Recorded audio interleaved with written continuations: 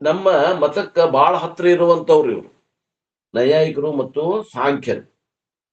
ಇವರು ತಮ್ಮ ಒಳಗನ ಸೃಷ್ಟಿ ಆಗೈತಿ ಅಂತ ಒಬ್ರು, ಆಗಿಲ್ಲ ಅಂತ ಒಬ್ರು, ಆಮೇಲೆ ಸೃಷ್ಟಿ ಆಗೈತಿ ಅಂದ್ರ ಅದು ಇದ್ದಿದ್ದ ಸೃಷ್ಟಿ ಆಗೈತಿ ಅಂತ ಒಬ್ರು, ಇದ್ದಿದ್ದಾಗೈತಿ ಅಂತ ಅದಕ್ಕೆ ಯಾಕೆ ಸೃಷ್ಟಿ ಅಂತಿದಿ, ಅದೇನಾದ್ರೂ ಹೊಸದಾದ್ರ ಆಗೈತೆ ಅನ್ಬೇಕು ಅಂತ ಒಬ್ರು.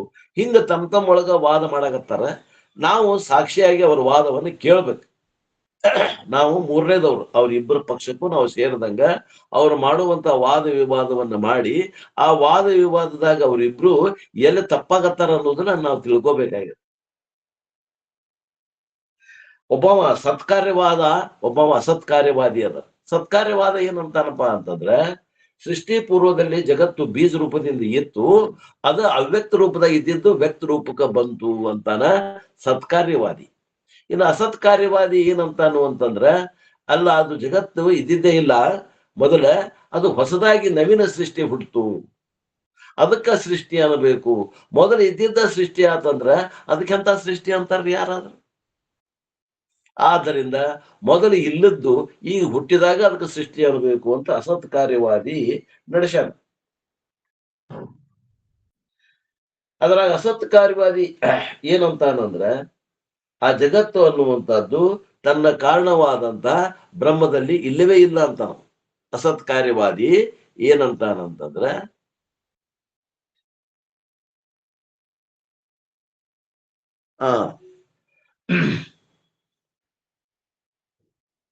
ಬ್ರಹ್ಮ ಜಗತ್ತಿನಲ್ಲಿ ಬ್ರಹ್ಮದಲ್ಲಿ ಜಗತ್ತು ಇದ್ದಿದ್ದೇ ಇಲ್ಲ ಅಂತ ಹೇಳ್ತಾನ. ಸೃಷ್ಟಿ ಪೂರ್ವದಲ್ಲಿ ಜಗತ್ತು ಇಲ್ಲ ಅಂತ ಹೇಳ್ತಾನ. ಅದ ವಿಷಯವನ್ನ ನಾವು ನೋಡಕತ್ತಿದ್ವಿ 4ನೇ ಶ್ಲೋಕದಲ್ಲಿ.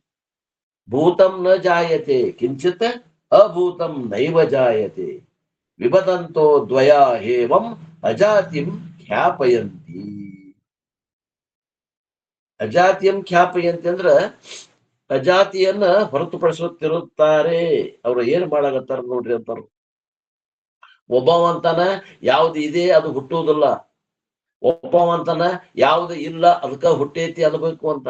ಈ ರೀತಿ ಇಬ್ರು ಈ ದ್ವಯವಾದಿಗಳು ವಿವಾದವನ್ನು ಮಾಡುತ್ತಾ ಅಲ್ಲೇ ಅದ ಇನ್ನೊಂದು ಅಜಾತಿವಾದವನ್ನ ಅದಕ್ಕೆ ಲಕ್ಷ್ಯ ಕೊಡವಲ್ಲ. ಅಜಾತಿ ಇದ್ದಂತ ಬ್ರಹ್ಮನನ್ನ ಲಕ್ಷ್ಯ ಕೊಡದಂಗ ಒಬ್ಬವ ಹುಟ್ಟುವಂತ ಜಗತ್ತಿನಲ್ಲಿ ಲಕ್ಷ್ಯ ಅದ, ಒಬ್ಬವ ಇಲ್ಲದೆ ಇರುವಂತ ಜಗತ್ತು ಹುಟ್ಟೈತೆ ಅನ್ನೋದ್ರಲ್ಲಿ ಲಕ್ಷ್ಯ ಕೊಡಾಗತ್ತಾನ ಹೊರತು ಅಲ್ಲೇ ಅಜಾತವಾದಂತಹದ್ದದ ಬ್ರಹ್ಮ ಅದಕ್ಕೆ ಲಕ್ಷ್ಯ ಕೊಡವಲ್ರಲ್ಲ ಅಂತ ಗೌಡಪಾದಾಚಾರ್ಯ. ಆದ್ದರಿಂದ ವಾದ ವಿವಾದ ಮಾಡುವ ಹೊತ್ನಾಗ ಅವ್ರಿಬ್ಬರನ್ನು ನೋಡುವ ಒಬ್ಬ ಸಾಕ್ಷಿ ಏನದವಲ್ಲ, ಅವ್ರಿಬ್ಬರಲ್ಲಿ ಏನೇನ್ ತಪ್ಪು ಮಾಡಾಕತ್ತಾರ ಅನ್ನೋದು ಗ್ರಹಣ ಮಾಡ್ರಿ ಅಂತ ಹೇಳ್ತಾರೆ. ಇದನ್ನ ವಿಷಯ ನಾವು ನಿನ್ನೆ ನೋಡಿದ್ವಿ ಮೊನ್ನೆ. ಇವತ್ತಿನ ದಿವಸ 5ನೇ ಶ್ಲೋಕದಲ್ಲಿ ಏನ್ ಹೇಳ್ತಾರ ನೋಡ್ರಿ. ಖ್ಯಾಪ್ಯಮಾನಾಂ ಅಜಾತಿಂ ತೈಹಿ ಅನುಮೋದಾಮಹೇ ವಯಂ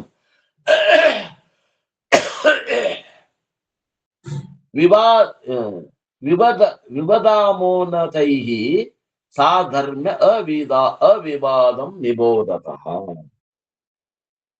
ವಯಂ ಅನುಮೋದಾಮಹೇ. ನಾವು ಒಪ್ಪಿಕೊಳ್ಳುತ್ತೇವೆ. ಏನಂತ ಒಪ್ಪಿಕೊಳ್ಳುತ್ತೇವೆ? ಅಜಾತಿಂ ಖ್ಯಾಪ್ಯಮಾನಾಂ ತೈಹಿ. ಅಜಾತಿ ಅಂದ್ರ ಹುಟ್ಟಿಲ್ಲದ ಪರಮಾತ್ಮನನ್ನು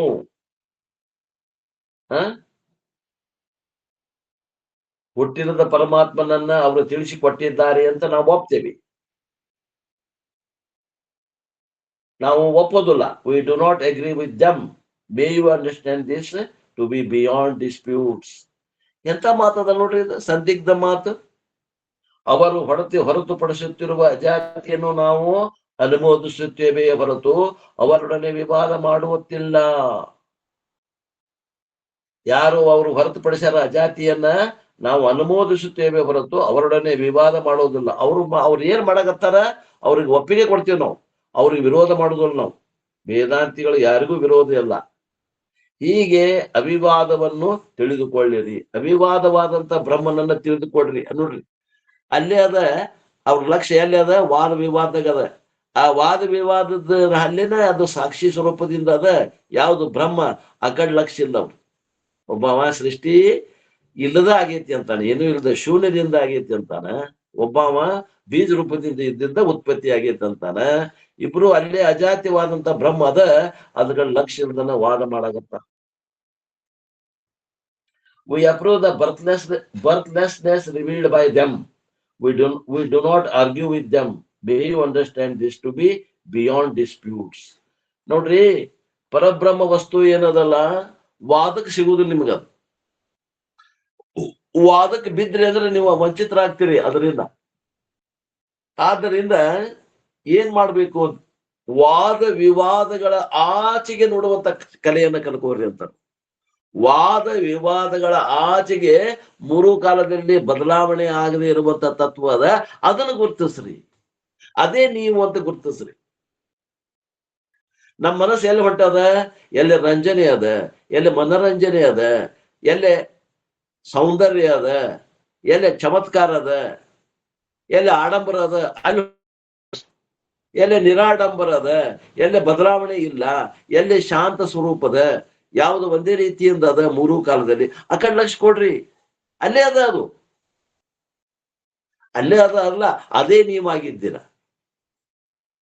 ಮತ್ತ ಅದೇ ನಾವು ಆಗಿದ್ರಿಂದ ನಾವು ಏನದ, ನಮ್ಮನ್ನ ಬಿಟ್ಟು ಬೇರೆ ಇದನ್ನ ತಿಳ್ಕೊಳ್ಳೋದ್ರಲ್ಲಿ ನಮ್ಮ ಪ್ರವೃತ್ತಿ ಹೆಚ್ಚಿಗೆ ಐತೆ ಹೊರತು ನಮ್ಮನ್ನ ನಾವು ತಿಳ್ಕೊಳ್ಳೋದ್ರಲ್ಲಿ ನಾವು ಪ್ರವರ್ತನ ಆಗಿಲ್ಲ. ನಮ್ಗಿಂತ ಬೇರೆ ಇದ್ರಲ್ಲಿ ತಿಳ್ಕೊಳಕ್ ಬಹಳ ಆಸಕ್ತಿ ಹೊಂದೀವಿ ನಾವು.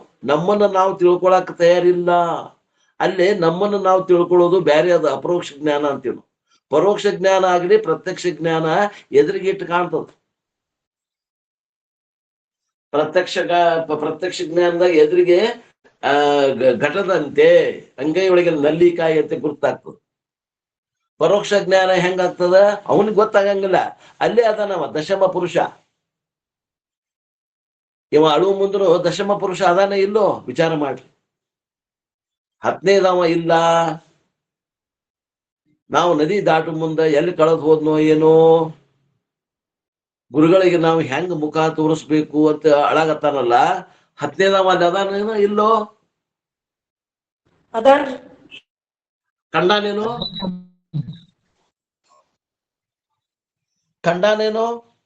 ಕಂಡಿಲ್ರಿ ಅವ. ಯಾರಿಗ್ ಕಂಡ? ಆಪ್ತ ಪುರುಷನಿಗೆ ಕಂಡ. ಅದಕ್ಕೆ ಪರೋಕ್ಷ. ಆಪ್ತ ಪುರುಷ ಕಂಡಾನ, ಇವ ಕಂಡಿಲ್ಲ. ಅದಾನ ಇಲ್ಲ, ಅಲ್ಲೇ ಅದಾವ. ಅದಾನ ಇಲ್ರಿ, ಅದಾನ ಕಂಡ ನಮ್ಗ ಅವ್ನು ಕಂಡಿಲ್ಲ. ಆಪ್ತ ಪುರುಷ ಕಂಡಿಲ್ಲ. ಯಾರಿಗ್ ಕಂಡ? 10ನೇದವ ಯಾರಿಗ್ ಕಂಡ? ಆಪ್ತ ಪುರುಷನಿಗೆ ಕಂಡ. 10ನೇದವ ಅಲ್ಲೇ ಅದಾನ ನೋಡ್ರಿ. ಇದಕ್ಕಂತಾರ ಪರೋಕ್ಷ ಜ್ಞಾನ. 9 ಮಂದಿ ಏನ್ ಕಂಡಾರಲ್ಲ, ಅದು ಪ್ರತ್ಯಕ್ಷ ಜ್ಞಾನ. ನೋಡ್ರಿ, ನಾ ಹೇಳಾಗತ್ತೆ, ಲಕ್ಷ ಕೊಟ್ಟು ಕೇಳ್ರಿ. ಬಹಳ ಮಂದಿ ಇಲ್ಲಿ ತಿಳ್ಕೊಳ್ಳೋದು ಬಹಳ ವಿಚಿತ್ರ ಅದ, ಇದು ಕಷ್ಟನೂ ಅದ, ತಿಳ್ಕೊಂಡ್ರೆ ಮಜಾ ಅದ. 9 ಮಂದಿ ಕಾಣಾಗತ್ತಾರ 10ನೇ ಪುರುಷಗ, ದಶಮಗ 9 ಮಂದಿ ಕಾಣಾಗತ್ತಾರಲ್ಲ, ಅದು ಪ್ರತ್ಯಕ್ಷ ಜ್ಞಾನ. 10ನೇದವ ಕಾಣವಲ್ಲ. ಯಾರಿಗೆ? ದಶಮ ಪುರುಷಗ 10ನೇದವ ಕಾಣವಲ್ಲ, ಹಾಳಾಗತ್ತಾನ. ಆಪ್ತ ಪುರುಷ ಹೇಳ್ತಾನ 10ನೇದವನ್ನ ನಾನು ನೋಡಿದೆ ಅಂತ ಹೇಳ್ತಾನ. ಇದಕ್ಕೆಂತ 9 ಮಂದಿಯನ್ನು ನೋಡ್ತಾನಲ್ಲ, ಅದು ಪ್ರತ್ಯಕ್ಷ ಜ್ಞಾನ. ಲಕ್ಷ ಕೊಟ್ಟು ಕೇಳ್ರಿ. 9 ಮಂದಿನ ನೋಡ್ತಾನಲ್ಲ, ಎಣಿಸಿ 1 2 3 4 5 6 7 8 9 ಎಣಿಸ್ತಾನಲ್ಲ, ಇದು ಯಾವ ಜ್ಞಾನ? ಪ್ರತ್ಯಕ್ಷ ಜ್ಞಾನ. ಪ್ರತ್ಯಕ್ಷ ಜ್ಞಾನ. ಪರೋಕ್ಷ ನಿಮಗ್ ಗೊತ್ತಾಗಬಾರ್ದು. ನಾ ನಿಮ್ ಸಲುವಾಗಿ ಹೇಳಾಗತ್ತೀನಿ ಬಸವಪ್ಪ. ಪ್ರತ್ಯಕ್ಷ ಹೇಳ್ರಪ್ಪ, ಜ್ಞಾನ ಅವಸರ ಮಾಡಿ ಹೇಳಿ. ಇಲ್ಲ, ಮತ್ತೆ ಪರೋಕ್ಷ ಅಂದ್ರೆ ಹೇಳ್ತೀರಿ ಹೆಂಗಾರ? ಗೊತ್ತಿತ್ತಂದ್ರೆ ಹೇಳ್ರಿ. ಪರೋಕ್ಷ ಅಂದ್ರೆ ಹೆಂಗ ಹೇಳಿ? ಪ್ರತ್ಯಕ್ಷ ಆತಿ 9 ಮಂದಿದು ಪ್ರತ್ಯಕ್ಷ. ಪರೋಕ್ಷ ಹೆಂಗ ಆತ ಹೇಳ್ರಿ? ಪರೋಕ್ಷ ಅಂದ್ರೆ ಏನು? ಅವ್ರೊಬ್ರ ಹೇಳಿ, ಉಳಿದೋರ್ ಬೇಡ. ಉಳಿದೋರ್ ನಾ ಕೇಳ್ತೀನಿ. ಪರೋಕ್ಷ ಅಂದ್ರೆ ಕಾಣ್ಲಿಲ್ಲದ್ರಪ್ಪ. ಪರೋಕ್ಷ ಅಂದ್ರೆ ಕಾಣಲಿಲ್ಲದ್ದು.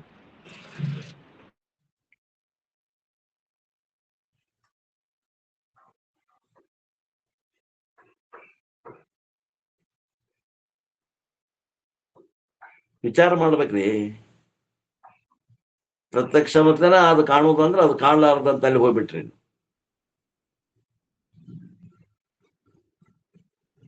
ಪ್ರತ್ಯಕ್ಷ ಅಂದ್ರೆ ಅವ ದಶಮ ಎಣ್ಸಿದ್ನಲ್ಲ, ಅವಾಗ 9 ಮಂದಿ ಕಾಣಾಕತ್ತಾರ, ಅವ್ರು ಪ್ರತ್ಯಕ್ಷ ಅದಾರ.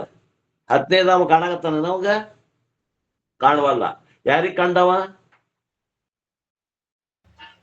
ಆಪ್ತ ಪುರುಷ. ಆಪ್ತ ಪುರುಷ ಕಂಡ. ಆಪ್ತ ಪುರುಷಗೆ ಕಂಡಾಗ ಈ ದಶಮಗೆ ಯಾಕೆ ಕಾಣ್ಲಿಲ್ಲ? ಅವನ್ ಕಾಣಕತ್ತೈತಿ, ಇವಾಗ ಯಾಕೆ ಕಾಣ್ಲಿಲ್ಲ? ಅನುಭವ ಮಾಡ್ಕೊಂಡಿರಂಗಿಲ್ರಿ ಅವನ. ಅವ್ನು ಹೊರಗೆ ನೋಡಾಕತ್ತಾನ, ತನ್ನ ಬಿಟ್ಟಾನ, ಹೊರಗೆ ನೋಡಾಕತ್ತಾನ. ಇಂದ್ರಿಯಗಳನ್ನು ಪರಮಾತ್ಮ ಹೊರಮುಖ ಕೊಡದಾರ, ಹೊರಗ ಹುಡುಕ್ತೇವ್ ನಾವು. ಅವ್ ಹೊರಗ ಹುಡುಕಾಕತ್ತಾನ, ಅದಕ್ಕೆ ಅವ್ ಸಿಗ್ಲಿಲ್ಲ. ಈಗ ಪರೋಕ್ಷ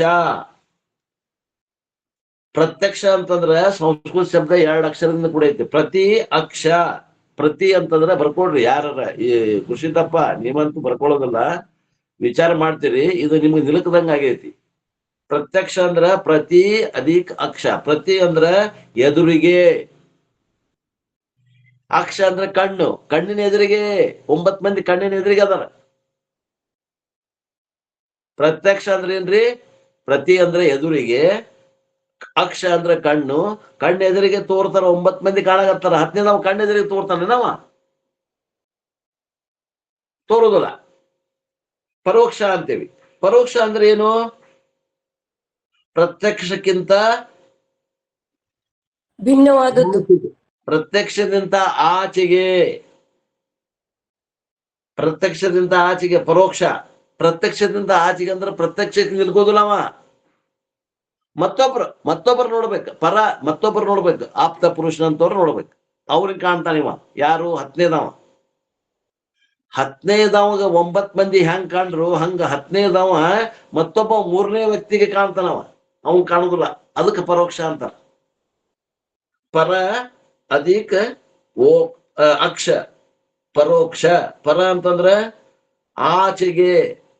ಆಚೆಗೆ ಅಂತಂದ್ರೆ ದೃಷ್ಟಿಯಿಂದ ಆಚೆಗೆ, ಕಣ್ಣಿನ ನೋಟದಿಂದ ಆಚೆಗೆ ಇರುವಂತಹದ್ದು ಪರೋಕ್ಷ. ಇನ್ನು ಅಪರೋಕ್ಷ ಅದ. ಅಪರೋಕ್ಷ ಅಂದ್ರೆ ಏನ್ರಿ?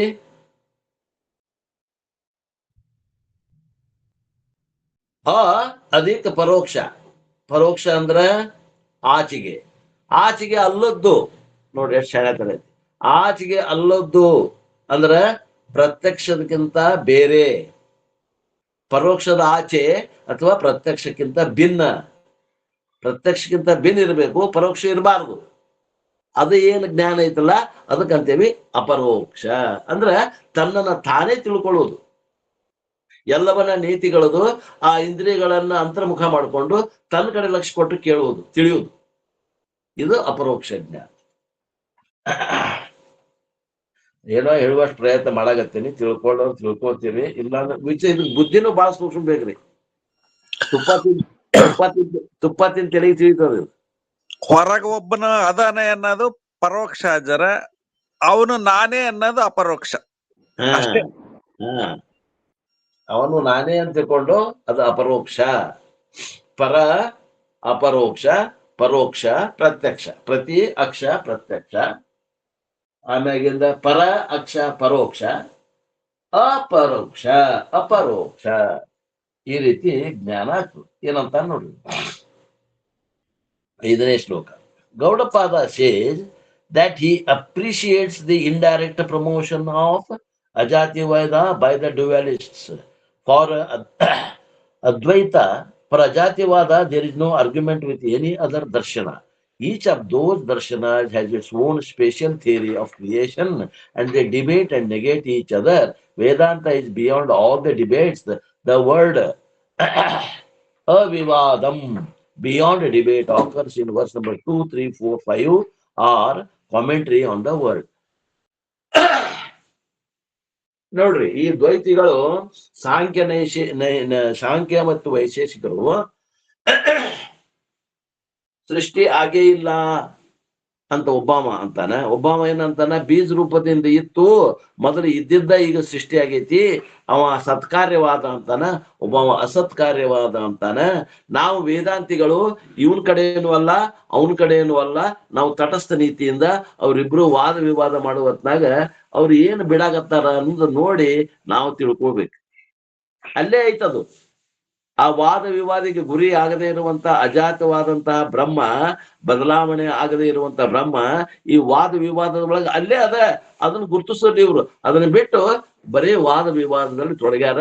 ಆದ್ದರಿಂದ ನಾವು ಸಾಂಖ್ಯರ ಪರವಾಗಿನೂ ಹೇಳಂಗಿಲ್ಲ, ನೈಯಾಯಿಕರ ಪರವಾಗಿನೂ ಹೇಳೋದಿಲ್ಲ. ಸತ್ಕಾರ್ಯವಾದನೂ ಅಲ್ಲ ನಮ್ದು, ಅಸತ್ಕಾರ್ಯವಾದನೂ ಅಲ್ಲ. ಇದರಲ್ಲಿ ಬಂದಂತ ಶಬ್ದ ನಾವು ವಾದ ವಿವಾದಗಳ ಆಚೆಗೆ ಹೋಗಿ ನೋಡುವಂತ ಶಕ್ತಿ ಉಳ್ಳವರು.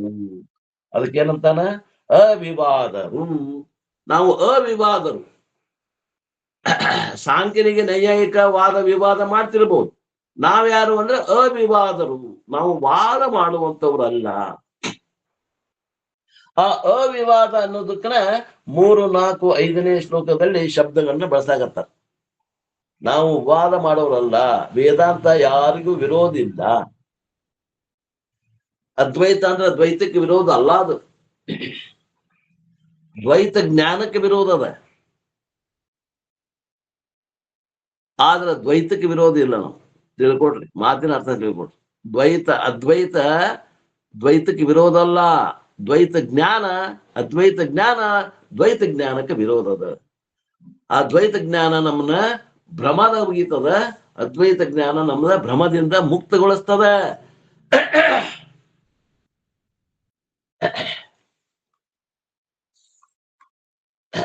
6ನೇ ಶ್ಲೋಕ. ಅಜಾತಸ್ಯೇವ ಧರ್ಮಸ್ಯ ಜಾತಿಮಿಚ್ಛಂತಿ ವಾದಿನಾ ಅಜಾತೋ ಹಿ ಅಮೃತೋ ಧರ್ಮ ಮರ್ತ್ಯತಾಂ ಕಥಮೇಷ್ಯತಿ. ಹುಟ್ಟುವ ವಸ್ತುವಿಗೆ ವಾದಿಗಳು ಹುಟ್ಟನ್ನು ಅಂಗೀಕರಿಸಿರುತ್ತಾರೆ. ಹುಟ್ಟದೆಯೂ ನಾಶವಾಗದೇ ಇರುವ ವಸ್ತು ಮರ್ತ್ಯತ್ವವನ್ನು ಹೇಗೆ ಹೊಂದಿತ್ತು ಅಲ್ರಿ? ಹೇಳ್ರಿ, ತರ್ಕ ಹೇಳ್ತಾ ನೋಡ್ರಿ. ಹುಟ್ಟುವ ವಸ್ತುವಿಗೆ ವಾದಿಗಳು ಹುಟ್ಟನ್ನು ಅಂಗೀಕರಿಸಿರುತ್ತಾರೆ, ಆದ್ರೆ ಎಂದೂ ಹುಟ್ಟೇ ಇಲ್ಲ, ಅದು ಎಂದೂ ನಾಶ ಆಗಿಲ್ಲ. ಅಂತ ವಸ್ತುವಿಗೆ ಆ ಮರ್ತ್ಯತ್ವವನ್ನು ಹೇಗೆ ಹೊಂದಿತ್ತು? ಅದು ಮರಣ ಹೆಂಗ್ ಗೊತ್ತಂತಿರೋದು? ಹುಟ್ಟು ಸಾವು ಇದ್ದ ವಸ್ತುವಿಗೆ ಹೇಳ್ರಿ ನೀವು, ಬೇಡ ಮನೆ ಯಾವ್ದು ಹುಟ್ಟೇ ಇಲ್ಲ, ಯಾವ್ದು ಮರಣನ ಇಲ್ಲ, ಅಂತವಿಗೆ ಹುಟ್ಟು ಹೇಳ್ತಿರಲ್ಲ, ಅದ ಹೆಂಗ ಅಂತಾರ. 6, 7, 8 3 ಶ್ಲೋಕ ಒಮ್ಮೆ ಓದ್ತಾರ. 6, 7 ಏನ್ ಹೇಳ್ತಾರ? ನ ಭವತ್ಯಮೃತಂ ಮರ್ತ್ಯಂ ನ ಮರ್ತ್ಯಂ ಅಮೃತಂ ತಥಾ. ನೋಡ್ರಿ, ನಿಧಿಧ್ಯಾಸನ ಮಾಡುವಂತ ಶ್ಲೋಕ ಇದು, ಬರ್ಕೊಡ್ರಿ. ಪ್ರಕೃತಿರನ್ಯತಾ ಭಾವೋ ನ ಕಥಂಚಿ ಭವಿಷ್ಯತಿ ಸ್ವಭಾವೇನಾಮೃತೋ ಯಸ್ಯ ಧರ್ಮೋ ಗಚ್ಚತಿ ಮರ್ತ್ಯತಾಂ ಕೃತಕೇನಾಮೃತ ತಸ್ಯ ಕಥಂ ಶ್ವಾಸತಿ ನಿಶ್ಚಲ. ಅಮೃತವು ಮೃತ್ಯವಾಗಲಾರದು, ಮರ್ತ್ಯವಾದದ್ದು ಅಮೃತ ಆಗಲಾರದು. ಪ್ರಕೃತಿಗೆ ಮತ್ತೊಂದು ಸ್ವಭಾವ ಹೇಗೂ ಆಗಲಾರದು. ಯಾವನ ಮತದಲ್ಲಿ ಸ್ವಭಾವದಿಂದ ಅಮೃತವಾದ ವಸ್ತು ಮರ್ತ್ಯತ್ವವನ್ನು ಹೊಂದುತ್ತದೆಯೋ ಅವನ ಮತದಲ್ಲಿ ಕೃತಕವಾಗಿ ಆ ಅಮೃತವಾದ ವಸ್ತು ಹೇಗೆ ನಿಶ್ಚಲವಾಗಿ ನಿಂತುಕೊಂಡೀತು? ಸ್ವಭಾವತಃ ಇಲ್ಲ ಅಂತ ಅರ್ಥ. ಅಮೃತ ಯಾವಾಗ್ಲೂ ಸ್ವರೂಪದಿಂದ ಇತ್ತಂದ್ರೆ ಅದು ಮರ್ತ್ಯ ಆಗ್ಲಿಕ್ಕೆ ಸಾಧ್ಯ ಇಲ್ಲ. ಈ 3 ಶ್ಲೋಕಗಳನ್ನ ತಾತ್ಪರ್ಯ ಒಮ್ಮೆ ಹೇಳ್ತಾರ ನೋಡಿ. ಏನ್ ಹೇಳ್ತಾರ ಎಲ್ಲ ಹೇಳೀಗ ವಿಚಾರ ಹೇಳ್ತಾನೆ ನೋಡ್ರಿ. ಅಪ್ಪ Gaudapada said that all the other darshanas reveal the fallacy of each other. ಮತವಾದಿಗಳು ಏನ್ ಮಾಡಕತ್ತಾರ ಅಂದ್ರೆ ತಮ್ಮ ಒಳಗನ ತಮ್ಮ ಮತ ಸರಿ ಅದ, ಉಳಿದವ್ರ ಮತ ತಪ್ಪದ ಅಂತ ತಿಳ್ಕೊಂಡು ಆರೋಪ ಪ್ರತ್ಯಾರೋಪ ಮಾಡ್ಕೊಂತ ವಾದ ವಿವಾದ ಮಾಡ್ಕೊಂತ ನಿಂತು ಬಿಟ್ಟಾರ. There is no need to know the fallacies of those system. ಆ ಒಂದು ಮತವಾದಿಗಳ ಧರ್ಮದಲ್ಲಿ ಅವ್ರು ಮಾಡಿದಂತ ನಿರ್ಣಯದಲ್ಲಿ ಏನು ದೋಷ ಐತೆ ಅನ್ನೋದನ್ನ ನೋಡುದು ಏನು ಉಪಯೋಗ ಇಲ್ಲ ಅಂತಾರ. ಏನು ದೋಷ ಅದ ಅನ್ನುವಂಥದ್ದು ಹುಡುಕ್ಯಾಡೋದೇನ್ ಬೇಡ. ಯಾಕಂದ್ರ Gaudapada present the fallacies of the same some of the other system for academic interest. ಗೌಡಪಾದಾಚಾರ್ಯರ ನಮ್ಗೆಲ್ಲ ಆರಿಸಿ ರೆಡಿಮೇಡ್ ಮಾಡಿ ಇಟ್ಟಾರ, ನಾವೇನ್ ಹುಡುಕೋದ್ ಬೇಡ. ಅವ್ನು ಓದ್ಬಿಟ್ರೆ ನಮ್ಗೆ ಗೊತ್ತಾಗ್ತದೆ. The first one is the Vedic theory of creation that is accepted by some Vaidikas.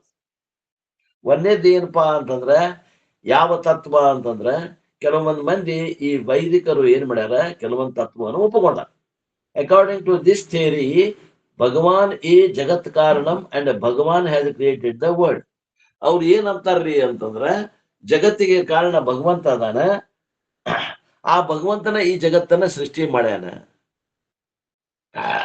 84 lakh ಜೀವರಾಶಿಗಳನ್ನ ಸೃಷ್ಟಿ ಮಾಡಿದಂತ ಒಬ್ಬ ಭಗವಂತ ಅದಾನ, ಅವ ಈ ಜಗತ್ತನ್ನ ಸೃಷ್ಟಿ ಮಾಡ್ಯಾನ ಅಂತ ತಿಳ್ಕೊಂಡು ಒಪ್ತಾರ. Gaudapada see that this should not be accepted. ಇದನ್ನ ಒಪ್ಕೋಬೇಡ್ರಿ ನೀವು ಅಂತ. ಈಗ ಇಲ್ಲಿ ಮಠ ನಾವು ಒಪ್ಕೊಂಡು ಬಂದಿದ್ರ ತಪ್ಪಲ್ಲ, ಅದು ಒಪ್ಕೊಂಡ್ರಿ ಬೇಡ ಅನ್ನಂಗಿಲ್ಲ. ಯಾಕಂದ್ರೆ ಕಣ್ಣಿಗೆ ಬುದ್ಧಿಗೆ ಹಂಗ ಕಾಣ್ತದ, ಸೃಷ್ಟಿ ಇಲ್ದನ ಸೃಷ್ಟಿ ಆಗೇತಂತ ಅನ್ನಕ್ ಹೆಂಗ್ ಬರ್ತದ, ಸೃಷ್ಟಿ ಆಗೇತಂತ ಅನಿಸ್ತದ, ಅಜ್ಞಾನ ಕಾಲದಲ್ಲಿ ಸೃಷ್ಟಿ ಆಗೇತಂತ ಅನಿಸ್ತದ. ಅದು ಒಪ್ಕೊಂಡ್ ಬಂದಿರಲ್ಲ, ಒಪ್ಕೊಡ್ರಿ ಇಲ್ಲಿ ಮಠ. ಇಲ್ಲಿ ಮ್ಯಾಗ ಒಪ್ಕೋಬೇಡ್ರಿ. ಅದು ಗೌಡಪಾದ ಕಾರಿಕೆಯನ್ನು ಓದಿ ಮಾಂಡವ್ಯ ಉಪನಿಷತ್ ಓದಿದ ಮೇಲೆ ಈಗಿನ ಮ್ಯಾಗ ಸೃಷ್ಟಿಯನ್ನು ಒಪ್ಪಬೇಡ್ರಿ. Even though Veda itself talks about Bhagavan creating the world, it should be understood as only a temporary teaching. ಒಂದ್ ವೇಳೆ ಆ ಶಾಸ್ತ್ರದಲ್ಲಿ ಭಗವಂತನ ಸೃಷ್ಟಿ ಮಾಡ್ಯಾನಂತ ಹೇಳಿದ್ರು ಕೂಡ ಅದು ಏನೋ ಒಂದು ವಿಷಯ ಹೇಳಾಕಂಗ್ ಹೇಳಿದ್ದು, ಅದು ನಿಜವಾಗಿ ಹುಟ್ಟೈತಂತ ಹೇಳುವಲ್ಲಿ ಆ ಶ್ರುತಿದು ಮಾತಿಲ್ಲ, ಅಲ್ಲಿ ವಿಚಾರ ಇಲ್ಲ. ಹೇಳೈತಿ ಇಲ್ಲ ಅಂತಲ್ಲ, ಹೇಳೈತಂದ್ರ ಆ ಮಾತಿನ ಅರ್ಥ ಏನದ, ಬೇರೆ ಅದ ಅಂತ ತಿಳ್ಕೊಬೇಕು. ಅದ ಹೇಳಿದ್ನಲ್ಲ, ಗೆಳೆಯನ ಮಗನ ಕೂಡ ಗೆಳೆತನ ಮಾಡ್ಯಾನ. ಅವನ್ ಕೂಡ ಆಡಬೇಡ ಹೋಗ್ಬೇಡ ಅನ್ನೋ ಬದ್ದಿ ಏನಂತಾನವ, ಅವನ್ ಕೂಡ ಗೆಳೆತನ ಮಾಡಿದಿ, ವಿಷ ತಿನ್ನು ಅಂತಾನ. ವಿಷ ತಿನ್ನು ಅಂತಂದ್ರೆ ಏನ್ ಅಂದಂಗ, ವಿಷ ತಿನ್ನ ಮಗಗ್ ವಿಷ ತಿನ್ನಂತಾನ. ಮತ್ತ ತಂದೆ ನಾವ ಅವನ್ ಕೂಡ ಗೆಳೆತನ ಮಾಡಿದ, ವಿಷ ತಿಂದಂಗ ತಮ್ಮ ಅಂತ ಎಚ್ಚರಿಕೆ ಕೊಡಾಗತ್ತಾನ. ಅಂದ್ರ ಅವನ್ ಕೂಡ ಗೆಳೆತನ ಬಿಡು ಅಂತ ಹೇಳಾಗತ್ತಾನ. ವಿಷ ತಿನ್ನು, ಅವನ್ ಕೂಡ ಗೆಳೆತನ ಮಾಡಿದ್ರ ವಿಷ ತಿಂದಂಗ ಆಗ್ತದ, ನೀ ನಾಳೆ ಸಾವು ಬರ್ತದ ನಿನಗ ಅಂತ ಹೇಳ್ದಂಗೆ ಎಚ್ಚರಿಕೆ ಕೊಟ್ಟಂಗೆ ಹೊರತು ವಿಷ ತಿನ್ನಂದ್ರೆ ವಿಷ ತಿನ್ಬೇಕ ನಾವು ಹೋಗಿ ಅಲ್ಲ. This is a provisional teaching to enable people to refine their minds. ಇದನ್ನ ಅಂತಃಕರಣ ಶುದ್ಧಿಗಾಗಿ ಏನೋ ಒಂದು ವಿಧಾನವನ್ನು ಮಾಡಿ ಸೃಷ್ಟಿಯನ್ನು ಹೇಳೈತಿ. Having accepted the creation temporally, ಸೃಷ್ಟಿ ಆಗೈತಿ ಅನ್ನುವಂತಹದ್ದು ಅಧ್ಯಾರೋಪ ಮಾಡಾಕ ಅದನ್ನ ಹೇಳೈತೆ ಹೊರತು ನಿಜವಾಗಿ ಸೃಷ್ಟಿ ಆಗೈತೆ ಅಂತ ಹೇಳುವುದಿಲ್ಲ. ಅಧ್ಯಾರೋಪ ಪ್ರಕರಣಂ. Veda itself makes it clear later that from Brahman or Bhagavan the world can never originate. ಮೊದಲ ಸೃಷ್ಟಿಯನ್ನು ಹೇಳಿದ್ರೆ ಅದಕ್ಕೆ ಹೇಳಾಗತ್ತದ, ಅಧ್ಯಾರೋಪ ಮಾಡೋ ಸಲುವಾಗಿ ಸೃಷ್ಟಿಯನ್ನು ಹೇಳ್ತದೆ. ಅಧ್ಯಾರೋಪ ಆದ್ಮ್ಯಾಗ ಏನ್ ಮಾಡ್ತದ, ಆ ಆರೋಪ ಮಾಡಿದ ಜಗತ್ತನ್ನ ಅಪವಾದ ಮಾಡಿ ಅದನ್ನ ಇಲ್ಲ ಅಂತ ಹೇಳ್ತದ. ಆ ಇಲ್ಲ ಅಂತ ಹೇಳಿದ ಮೇಲೆ ಈ ಆರೋಪವಾದಂತ ಜಗತ್ತ ಅಧಿಷ್ಠಾನವನ್ನ ಇಲ್ಲದನ್ನ ಅದು ತೋರುದಿಲ್ಲ. ಹಂಗಾರೆ ಅಧಿಷ್ಠಾನ ಏನೈತಿ ಗುರುತಿಸ್ಪ ಅಂತ ತಿಳ್ಕೊಂಡು ಅಧಿಷ್ಠಾನ ಕಡೆ ಲಕ್ಷ್ಯ ಹೊಳಿಸ್ಲಿಕ್ಕೆ ಈ ರೀತಿ ಶ್ರುತಿ ಉಪಾಯ ಮಾಡ್ಯದ. Vedas say not only does the world not originate, but it doesn't exist also. ವೇದಾಂತ ಏನ್ ಹೇಳ್ತದ ಅಂದ್ರ, ಜಗತ್ತು ಹುಟ್ಟೈತಿ ಅಂತ ಅಷ್ಟ ಅಲ್ಲ ನಾವು ಒಪ್ಪೋದು, ಜಗತ್ತು ಹುಟ್ಟೇ ಇಲ್ಲ, ಆದ್ರೆ ಅದು ಇಲ್ಲವೇ ಇಲ್ಲ ಅನ್ನೋ ಮಟ್ಟಿಗೆ ಹೋಗಿ ಹೇಳ್ತಾರೆ ವೇದಾಂತಿಗಳು. All these were discussed in chapter number 3. ಇದನ್ನೆಲ್ಲ 3ನೇ ಅಧ್ಯಾಯ ಅದ್ವೈತ ಪ್ರಕರಣದಲ್ಲಿ ಹೇಳ್ಕೊಂತ ಬಂದ, ಹೊಸ ವಿಚಾರ ಏನಲ್ಲ. Bhagavan has never created the world, ಅಂದ್ರೆ ಭಗವಂತ ಎಂದು ಸೃಷ್ಟಿ ಮಾಡಿ. There is no such thing called world. ಜಗತ್ ಅನ್ನೋದು ಇಲ್ಲವೇ ಇಲ್ಲ. Everything that is experience is not the world but Brahman. ನಮಗೇನು ಅನುಭವ ಬರ್ತದೆ ಜಗದ್ರೂಪ ಆಗಿ, ಅದು ಜಗತ್ತಿಲ್ಲ. ಅದು ಏನದ ಯಥಾರ್ಥವಾಗಿ ಅದು ಪರಬ್ರಹ್ಮ ಸ್ವರೂಪವೇ ಇದೆ. ಸರ್ವಂ ಬ್ರಹ್ಮಮಯ ಜಗತ್. ಅದೆಲ್ಲವೂ ಏನು ಕಣ್ಣಿಗೆ ಕಾಣಾಗತ್ತದ ಅದು ಅಷ್ಟು ಜಗತ್ತಂತ ಏನ್ ಅನ್ನಗತ್ತೀರಿ, ಅದು ಜಗತ್ತಲ್ಲ, ಅದು ಬ್ರಹ್ಮದ. The world has never come out of Brahman. ಆ ಪರಮಾತ್ಮನಿಂದ ಜಗತ್ತು ಎಂದೂ ಬಂದೇ ಇಲ್ಲ. Veda itself negates the creation of the world by Brahman. Veda ತನ್ನಿಂದ ತಾನೇ ಏನ್ ಮಾಡ್ತದ, ಈ ಜಗತ್ತಿನ ಸೃಷ್ಟಿಯನ್ನ ಅಲುಗಳದ. Logically also Brahman cannot create the world. ತರ್ಕದಿಂದ ವಿಚಾರ ಮಾಡಿದ್ರು ಕೂಡ ಆ ಪರಮಾತ್ಮನು ಜಗತ್ತನ್ನ ಸೃಷ್ಟಿ ಮಾಡ್ಲಿಕ್ಕೆ ಸಾಧ್ಯವಿಲ್ಲ. Gaudapada has lifted the verse 20, 21 and 22 of the 3rd chapter and formed the 6th, 7th and 8th verses of the 4th chapter respectively. ಯಾರಿಗಾರ ನಿಮಗ್ ಗೊತ್ತಿತ್ತು ಅಂದ್ರೆ 3ನೇ ಅಧ್ಯಾಯದಾಗ 20, 21, 22ನೇ ಶ್ಲೋಕ ಓದ್ರಿ. ನಾ ಓದಕ್ ಹೇಳ್ತೀನಿ, ಅವ್ರು ಓದ್ತೀರಾ? 3ನೇ ಅಧ್ಯಾಯದಾಗ 20ನೇ ಶ್ಲೋಕ ಒಬ್ರು ಯಾರು ಓದ್ತೀರಂದ್ರೆ ನಾನು ಹೇಳ್ತೀನಿ. ಯಾರು ಓದ್ತಾರಪ್ಪ? ಗುರುಸಿದ್ದಪ್ಪ ಹೋದ್ರಿ.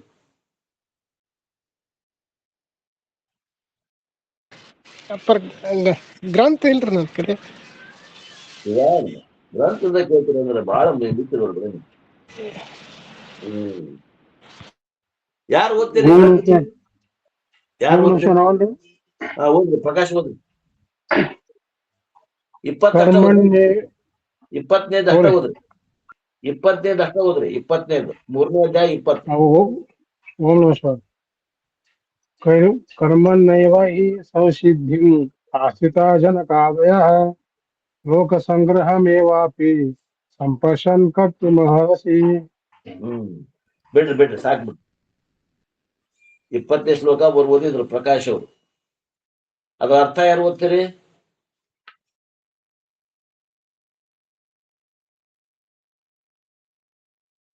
ಮೂರನೇ ಅಧ್ಯಾಯ 20ನೇದು ಏನ್ ಓದಿದ್ರಿ? ಇನ್ನೊಮ್ಮೆ ಓದ್ರಿ. ಭಗವದ್ಗೀತಾ ಓದಿರ್ರಿ ಅವ್ರು. ಭಗವದ್ಗೀತಾ ಅಲ್ಲಪ್ಪ, ಅದ್ವೈತ ಪ್ರಕರಣದಾಗ ರೀ. ಅದ್ವೈತ ಪ್ರಕರಣ ಅದ ಅಂತೇನ. ಅದ್ವೈತ ಪ್ರಕರಣ ಓದಾಕತ್ತಾರ ಅಂತ ಹುಡುಕಾಕತ್ತೇನ. ಅಪ್ಪರ ಅರ್ಥ ಓದಲ್ರಿ. ಓದ್ರಿ. ಅಜಾತೈವ ಅಂತ ಐತ್ ನೋಡ್ರಿ. ಅಜಾತವೇ ಆಗಿರುವ ವಸ್ತುವಿಗೆ ವಾದಿಗಳು ಜನ್ಮವನ್ನು ಒಪ್ಪಿರುತ್ತಾರೆ.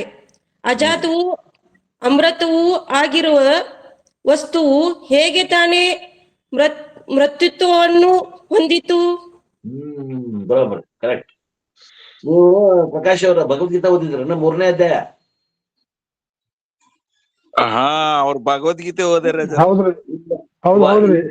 ವೈದ್ಯತ್ಯ ಪ್ರಕರಣದಾಗ 21ನೇ ಶ್ಲೋಕ ಓದ್ರಿ ಈ ಸಲ. ಯಾರು ಓದ್ತೀರಿ? ನಾನ್ ಓದ್ತೇನ್ರಿ ಅಜ್ಜಾರ. ನೀವು ಬೇಡ. ಬೇರೆ ಯಾರು ಓದ್ತೀರಿ? ಶಾನಾಮರೆ ಓದ್ರಿ ನೀವೇ. ಬೇಡ ಅವ್ರು ಬೇಡ. ಬೇರೆ ಯಾರು ಓದ್ತೀರಿ? ನಾನ್ ಓದ್ತೇನೆ ಗುರುಗಳ. ಚಂದ್ರಮ್ಮ ಓದ್ರಿ. ಶ್ಲೋಕ ಓದ್ಬೇಕು, ಕೆಳಗಡೆ ಅರ್ಥ ಓದ್ಬೇಕ ಗುರುಗಳೇ? ಶ್ಲೋಕ ಓದಿ ಅರ್ಥ ಓದ್ರಿ, ಎರಡು ಓದ್ರಿ. ಮೊದಲ ಶ್ಲೋಕ ಓದ್ರಿ, ಆಮೇಲೆ ಅರ್ಥ ಓದ್ರಿ. ನ ಭವ್ಯತ್ಯಮೃತಂ ಮೃತ್ಯಂ ನ ಮೃತ್ಯಮೃತಮಂ ತಥಾ ಪ್ರಕೃತೇರತ್ಯ ಭಾವೋ ನ ಕಥಜ್ಞತಾ ಭವಿಷ್ಯತಿ ಸ್ವಭಾವದೇನಾಮೃತೋ ಯಶ್ಯ ಭಾವೋ ಗಚ್ಚತಿ. ಯಾವ್ದು ಓದ್ತಾ ಇದ್ರಿ? 21. ಬರಾಬರಿ ಐತಿ ಹೇಳ್ರಿ, ಬರಾಬರಿ ಐತಿ. 21 ಕರೆಕ್ಟ್ ಐತಿ. ಓದೋದ ಕರೆಕ್ಟ್ ಐತಿ, ಆದ್ರ ಪ್ರೊನೌನ್ಸಿಯೇಷನ್ ತಪ್ಪಾಗತ್ತ. ಸ್ವಭಾವೇನಾಮೃತೋ ಯಶ್ಯ ಭಾವೋ ಗಚ್ಚತಿ ಮೃತ್ಯರ್ಥಾಂ ಕೃತೇನಾಮೃತ್ಯಚ್ಚ ಕಥಂ ಸ್ಥಾಸ್ಯತಿ ನಿಶ್ಚಲಃ. ಅಮೃತವಾದದ್ದು ಮೃತ್ಯುವಾಗಲಾರದು, ಮೃತ್ಯುವಾದದ್ದು ಅಮೃತವೂ ಆಗಲಾರದು. ಏಕೆಂದರೆ ಸ್ವಭಾವವು ಬೇದಂತೂ ತೆರವಾಗುವುದೆಂಬುದು ಹೇಗೋ ಆಗಲಾರದು. ಸ್ವಭಾವದಿಂದಲೇ ಅಮೃತವಾಗಿರುವ ಭಾವವು ಮೃತ್ಯುವಾಗುವುದೆಂದು ಯಾವ ವಾದಿಯ ಮತವಿರುವುದೋ ಆ ವಾದಿಯ ಮತದಲ್ಲಿ ಅಮೃತವಾಗಿರುವುದೆಂಬುದು ಕೃತಕವಾಗಿರುವುದರಿಂದ ಅದು ತಾನು ಇದ್ದಂತೆಯೇ ಇರುವುದೆಂಬುದು ಹೇಗೆ ಆದೀತು?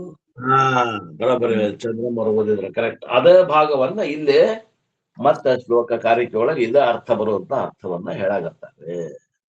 ಹೊಸದ್ ಏನ್ ಹೇಳಾಗತ್ತಿಲ್ಲ.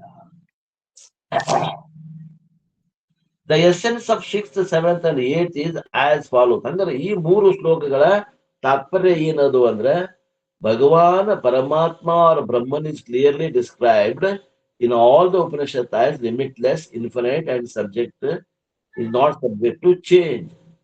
ನೋಡ್ರಿ, ಭಗವಂತನನ್ನ ಎಲ್ಲ ಶಾಸ್ತ್ರಗಳಲ್ಲಿ, ಉಪನಿಷತ್ಗಳಲ್ಲಿ ತೋಡ್ರಿ, ಸ್ಮೃತಿಯಲ್ಲಿ ತೋಡ್ರಿ, ಭಗವದ್ಗೀತೆಯಲ್ಲಿ ತೋಡ್ರಿ, ಏನಂತ ಹೇಳ್ಕೊಂತ ಬಂದಾರಂದ್ರ ಅದು ವ್ಯಾಪಕ ಚೇತನ ಅದ, ಮತ್ತ ಅದು ಯಾವಾಗಲೂ ಬದಲಾವಣೆ ಆಗದೇ ಇರುವಂತ ವಸ್ತು ಅದ ಅಂತ ಹೇಳ್ಕೊಂತ ಬಂದಾರ. External and infinite means not subject to change. Eternal ಅಂದ್ರ ಯಾವ್ದು ನಿತ್ಯವಾಗೈತಿ, ಯಾವ್ದು ವ್ಯಾಪಕವಾಗೈತಿ, ಯಾವ್ದು ಬದಲಾವಣೆಗೆ ಒಳಗಾಗೋದಿಲ್ಲ. And anything that is subject to change will undergo 6 modifications. ಯಾವ್ದು ಬದಲಾವಣೆ ಆಗ್ತದ ಅಂದ್ರೆ ಅದಕ್ಕೆ 6 ರೀತಿ ವಿಕಾರ ಹೇಳ್ತೀವಿ. ಅಸ್ಥಿತೆ, ಜಾಯತೆ, ವರ್ಧತೆ, ಪರಿಣಮತೆ, ಅಪಕ್ಷೀಯತೆ, ವಿನಶ್ಯತೆ ಅನ್ನುವಂತ 6 ವಿಕಾರಗಳನ್ನು ಹೇಳ್ತೀವಿ. ಆದ್ರೆ ಆ ಪರಮಾತ್ಮ ಹೆಂಗದಾನವ? ನಿತ್ಯ ಅದಾನ, ನಿರ್ವಿಕಾರ ಅದಾನ. ಆದ್ರಿಂದ ಅದು ಯಾವ ಬದಲಾವಣೆನೂ ಆಗೋದಿಲ್ಲ, ಯಾವಾಗ್ಲೂ ಆಗೋದಿಲ್ರಿ ಅದು. ನೋಡ್ರಿ, ಈ ಶರೀರದಾಗ ಈಗ ನಮಗೆ 72 ವರ್ಷ ಆಗ್ಯಾವ ಅಂತ ತಿಳ್ಕೊಡ್ರಿ. ನಿಮಗೆ ಎಷ್ಟು ವಯಸ್ಸಾಗ್ಯಾವ ನೀವು ನೋಡ್ಕೊಡ್ರಿ. ಆತ್ಮ ಸ್ವರೂಪ ನಾವು ಹುಟ್ಟಿದಾಗಿಂದ ನಮ್ಮ ಕಣ್ಣಿಗೆ ಇದು ಕಾಣಾಗತ್ತದ. ಈಗ ಆ ಹುಟ್ಟಕ್ಕಿಂತ ಮೊದಲಂತೂ ನಮ್ಗೆ ಗೊತ್ತಿಲ್ಲ, ಹೋಗ್ಲಿ ಬೇಡ. ಈಗ ನಮ್ಮ ಶರೀರ ಹುಟ್ಟಿದಾಗಿಂದ ನಾವು ನೋಡ್ಕೊಳಕತ್ತೀವಿ ನಮ್ಮ ಕಡೆನ. ಈ ಶರೀರ ಬಾಲಕರೇ ಇದ್ವಿ ನಾವು, ಆಟ ಆಡ್ಕೊಂತ ಬೆಳ್ಕೊಂತ ಸಾರಿಗೆ ಕನ್ನಡ ಸಾರಿಗೆ ಹೋದ್ವಿ, ಹೈಸ್ಕೂಲ್ಗೆ ಹೋದ್ವಿ, ಕಾಲೇಜಿಗೆ ಹೋದ್ವಿ, ಏನೇನೋ ಮಾಡ್ಕೊಂತ ಬಂದೇವಿ. ಶರೀರ ಬದಲಾವಣೆ ಹಾಕುವಂತ ಬಂದದ. ಏನ್ ಆದ್ರೆ ಒಂದು ತತ್ವ ಬದಲಾವಣೆ ಆಗೇ ಇಲ್ಲ. ಅದು ಐತೆ ನಲ್ಲೇ ನೋಡ್ರಿ, ಗುರ್ತಿಸ್ರಿ. ಬದಲಾವಣೆ ಆಗದೆ, 3 ಕಾಲದಲ್ಲಿ ಬದಲಾವಣೆ ಆಗದೆ ಇರುವಂತ ತತ್ವ ಈ ಶರೀರದೊಳಗೆ ಅದ ನೋಡ್ರಿ, ಗುರ್ತಿಸ್ರಿ. ಆತ್ಮತತ್ವ. ಅದೇ ಆತ್ಮತತ್ವ, ಅದೇ ನಾವು. ಅದೇ ನಿಜವಾಗಿ ನಾನು ಇದು ಬದಲಾವಣೆ ಹೊಂದುವಂತ ಶರೀರಕ್ಕೆ ನಾವು ಒಂದಿದ್ದು ಭ್ರಮ. ಇದು ಬದಲಾವಣೆ ಆಗದೆ ಇರುವಂತದ್ದು ಏನದ ಅದು ಆತ್ಮ. ಲಕ್ಷ ಆ ಕಡೆ ಕೊಡ್ರಿ ಅಂತಾರ ಅವರು. Anything that is subject to change will undergo 6 modification. ಅಸ್ಥಿ, ಜಾಯತೆ, ವರ್ಧತೆ, ವಿಪರಿಣಮತೆ, ಅಪಕ್ಷೀಯತೆ ಅಂಡ್ ವಿನಶ್ಯತಿ. If a Brahman is nityam and nirvikaram, it cannot undergo change. Thus Brahman cannot become karanam because karanam has to undergo change. ಕಾರಣ ಇದ್ದಿದ್ದು ಬದಲಾವಣೆ ಆಗಿ ಕಾರ್ಯ ಆಗ್ತದ. ಮೊಸರು ಹೋಗಿ ಹಾಲು ಹೋಗಿ ಮೊಸರು ಆಗ್ತದ. ಇದಕ್ಕೇನಂತಾರ್ರಿ? ವಿಕಾರ, ಬದಲಾವಣೆ. ನಮ್ಮದು ಬದಲಾವಣೆ ಆಗಿಲ್ಲ. ಕಾರಣವಾದಂತ ಬ್ರಹ್ಮ ಹೋಗಿ ಕಾರ್ಯವಾದಂತ ಜಗತ್ತು ಬಂದಿಲ್ಲ. ಕಾರಣಂ ಈ ಸವಿಕಾರಣಂ, ಬ್ರಹ್ಮನ್ ಈ ನಿರ್ವಿಕಾರಣಂ. ಕಾರಣ ಯಾವಾಗ್ಲೂ ಸವಿಕಾರ ಇರ್ತದ, ಆದ್ರೆ ಪರಮಾತ್ಮ ನಿರ್ವಿಕಾರ ಅದಾನ. ಅಂದ್ರೆ ಜಗತ್ತಾದಾಗೂ ಅವಾಗೇನು ವಿಕಾರ ಆಗಿಲ್ಲ. ಹೌ ಕ್ಯಾನ್ ಎ ನಿರ್ವಿಕಾರ ಬ್ರಹ್ಮನ್ ಬಿ ಕಾರಣಂ? ನಿರ್ವಿಕಾರವಾದ ಪರಮಾತ್ಮ ಈ ಜಗತ್ತಿಗೆ ಕಾರಣ ಆಗ್ಲಿಕ್ಕೆ ಹೆಂಗ್ ಸಾಧ್ಯ? ಈ ಜೀವಗಳಿಗೆ ಕಾರಣ ಆಗಕ್ ಹೆಂಗ್ ಸಾಧ್ಯ? ಸೊ ಜಗತ್ ಅಂಡ್ ಜೀವ ಆರ್ ನಾಟ್ ಪ್ರೊಡ್ಯೂಸ್ಡ್. ಆದ್ರಿಂದ ಜಗತ್ತು ಉತ್ಪತ್ತಿ ಆಗಿಲ್ಲ, ಜೀವಿಗಳು ಉತ್ಪತ್ತಿ ಆಗಿಲ್ಲ. ಜಗತ್ತು ಉತ್ಪತ್ತಿ ಆಗಿಲ್ಲ, ಜೀವಿಗಳು ಉತ್ಪತ್ತಿ ಆಗಿಲ್ಲ. ಯಾಕಂದ್ರೆ ಇವುಗಳ ಕಾರಣವಾದಂತ ಪರಮಾತ್ಮ ತತ್ವ ಏನದ ಅದು ಬದಲಾವಣೆ ಆಗುವುದಲ್ಲ. ಅದು ಯಾವಾಗಲೂ 3 ಕಾಲದಲ್ಲಿ ಒಂದೇ ರೀತಿಯಿಂದ ಇರುವುದನ್ನ ಅಂತ ನಮ್ಮ ಶಾಸ್ತ್ರ ಹೇಳ್ಕೊಂತ ಬಂದದ.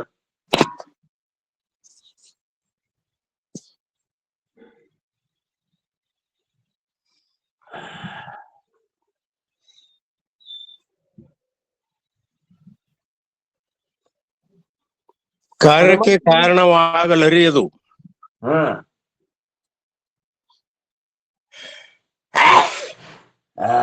ನಿನ್ನೆ ಬಸ್ಸಿಗೆ ಹೋಗಿ ಹಿಡ್ಕೊಂಡ್ಬಂದಿ ಕೈಗಳ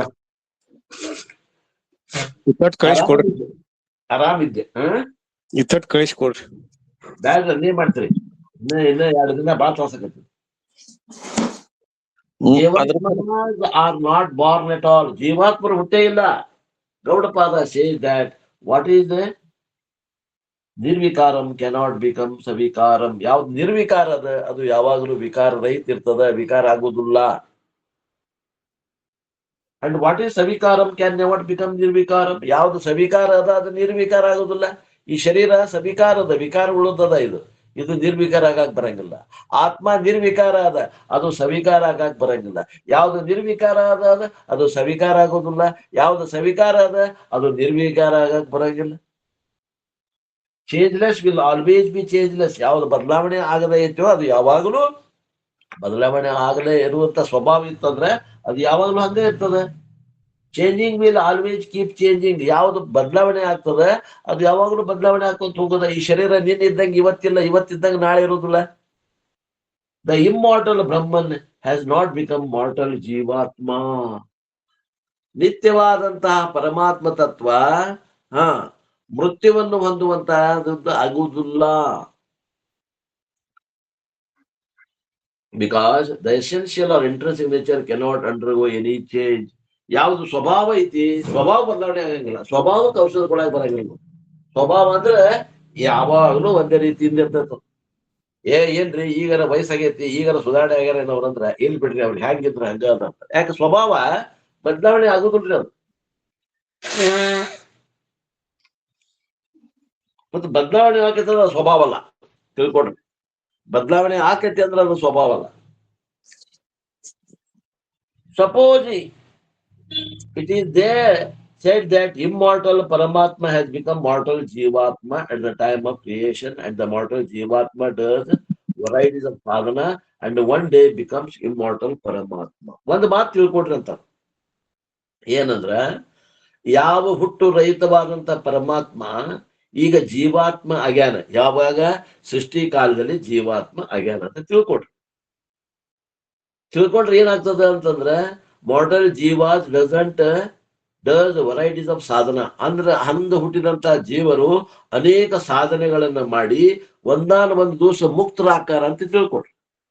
ಅಲ್ರಿ, ಜೀವಿಗಳು ಮುಕ್ತರಲ್ಲ ಏನ್ರಿ, ಅವ್ರು ಹುಟ್ಟ್ಯಾರ, ಪರಮಾತ್ಮದಿಂದ ಹುಟ್ಟ್ಯಾರ, ಅವರು ಸಾಧನೆ ಮಾಡ್ತಾರ. ಸಾಧನೆ ಮಾಡಿ ಮಾಡಿ ಮಾಡಿ ಮಾಡಿ ಒಂದ್ ದಿವಸ ಅವರು ಮುಕ್ತರಾಕಾರ ಅಂತ ತಿಳ್ಕೊಡ್ರಿ. ಹಿಂಗ್ ತಿಳ್ಕೊಂಡ್ರೆ ಏನ್ ಆಪತ್ತಿ ಬರ್ತದ? ಹಿಂಗ್ ತಿಳ್ಕೊಂಡ್ರೆ ಏನ್ ಆಪತ್ತಿ ಬರ್ತದ?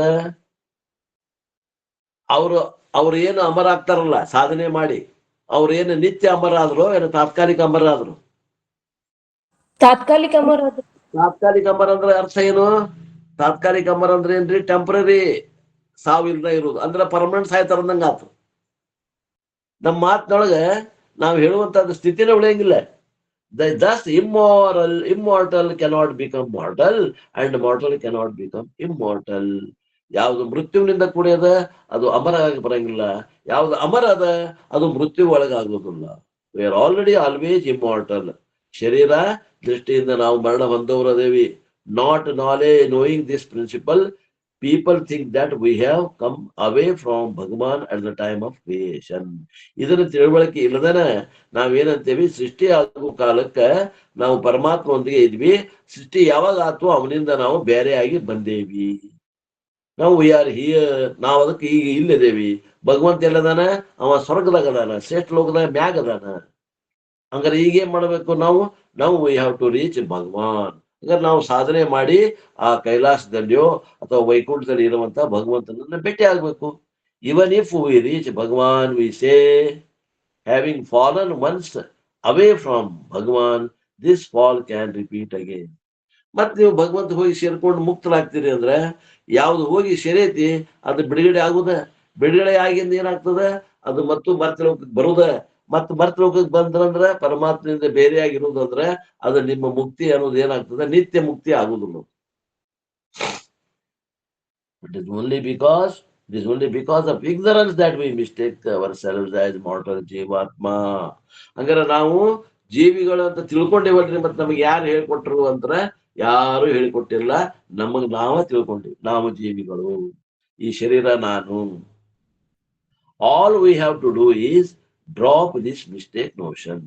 ಈಗ ನಾವ್ ಏನ್ ಮಾಡ್ಬೇಕ್ರಿ ಅಂದ್ರೆ ಈ ತಪ್ಪು ತಿಳುವಳಿಕೆಯನ್ನ ಕಳ್ಕೋಬೇಕು.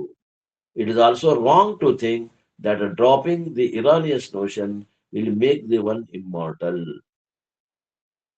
All one has to do is drop the wrong notion and claim that one is immortal Brahman.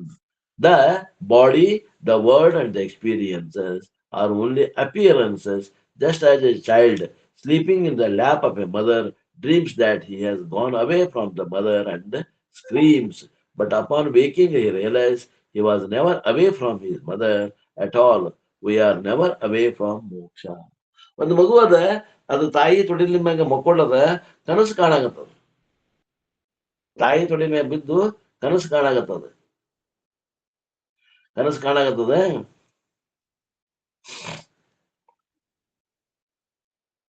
ತಾಯಿ ಬಿಟ್ಟು ಬಹಳ ದೂರ ಹೋಗೈತೆ ಅನ್ನೋಂಗ ಕನಸು ಬಿದ್ದೈತದ.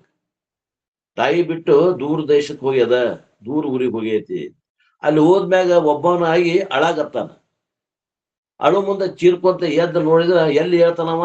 ತಾಯಿ ತೊಳಿ ಮ್ಯಾಗ ಎದ್ದು ಕುಂತಾನೆ. ಹೆಂಗೋ ಹಂಗ ನಾವು ದುಃಖದಿಂದ ಅಳ್ತೇವಿ, ನಾವು ಪರಮಾತ್ಮನಿಂದ ಬೇರೆ ಆಗೀವಿ ಅಂತ. ಎದ್ದು ನೋಡಿದಾಗ ನಾವ್ ಎಲ್ಲಿರ್ತೀವಿ ಅಂದ್ರ ಆ ಪರಮಾತ್ಮನ ತೊಳಿ ಮ್ಯಾಗ ಇರ್ತೇವಿ ಅಂತ ಒಂದು ಉದಾಹರಣೆ ಹೇಳಾಗತ್ತ. ಹಂಗ ನಮ್ಮ ಮೋಕ್ಷ ಸ್ಥಿತಿಯನ್ನು ಗುರುತಿಸಿದಾಗ ನಮಗ ಆಗ್ತದ. ಇದು ಹೆಂಗ ಹೇಳಲ್ಲ ಕೂಚಿಗೆ, ಹಂಗೆ ಆಗ್ತದ. ನಾವು ಜೀವನದಲ್ಲಿ ಕಷ್ಟ ನಷ್ಟಗಳನ್ನು ಅನುಭವಿಸಿ ಅಲ್ಲಿ ನಾವು ಏನ್ ಮಾಡ್ತೇವಿ, ಚೀರ್ತೇವಿ. ಇದೊಂದು ಭ್ರಮ. ಆ ಭ್ರಮದಾಗ ಖರೆ ಅಂತ ತಿಳ್ಕೊಂಡು ಚೀರಿದಾಗ ಎದ್ದು ನೋಡಿದ್ರ ನಾವ್ ಎಲ್ಲಿದ್ದೇವೆ ಅಂದ್ರೆ ತಾಯಿ ತೊಡಿ ಮ್ಯಾಗ ಅದೇವಿ ಅಂತ. ಹೆಂಗ್ ಕೂಸ ಐತೋ ಹಂಗ ಪರಮಾತ್ಮನ ತೊಡಿ ಮ್ಯಾಗ ನಾವು ಅದೇವಿ ಅಂತ ಭಗವಂತನ ಇದನ್ನ ಭ್ರಮಾದ ವರ್ಣನೆ ಕೊಡಾಗತ್ತಾರ ಗೌಡಪಾದಾಚಾರ್ಯ. 8 ಶ್ಲೋಕ ಆದ್ವು, 9ನೇ ಶ್ಲೋಕ ಒಂದು ಉಳಿತು. 9ನೇ ಶ್ಲೋಕ ಒಂದು ಹೇಳಿಬಿಟ್ರೆ ಇಲ್ಲಿ ತೋರಿ, ನಾಳೆ ಹೇಳ್ಬಿಡ್ತೇನೆ. ಟೈಮು ಆಗ್ಯದ, ನಾನು ಸ್ವಲ್ಪ ಹೊರಗೆ ಹೋಗ್ಬೇಕಾಗ್ಯದ. ಆ ವಿಚಾರವನ್ನ ಮತ್ತೆ ನಾಳೆ ದಿವಸ ನೋಡೋಣ ಅನ್ನೋವರೆಗೆ ಇವತ್ತಿನ ಈ ವಾಕೃಪ ಸೇವೆಯನ್ನು ಗುರುಪಾದಕ್ಕೆ ಸಲ್ಲಿಸಿ ನನ್ನ ಮಾಡಿಗೆ ವಿರಾಮ.